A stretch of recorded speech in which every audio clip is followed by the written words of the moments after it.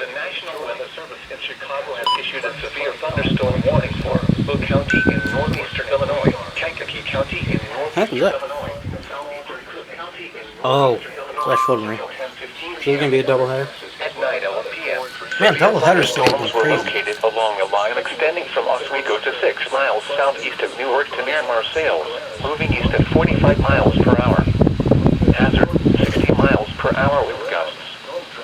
Source, radar indicated. Impact, expect damage to roofs, siding, and trees.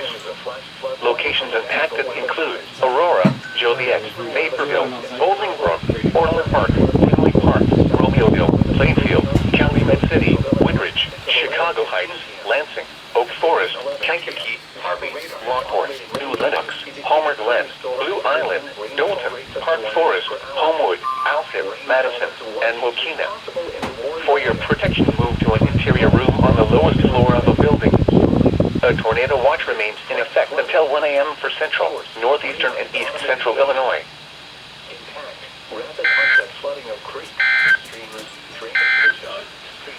A tornado warning remains in effect until 9:30 p.m.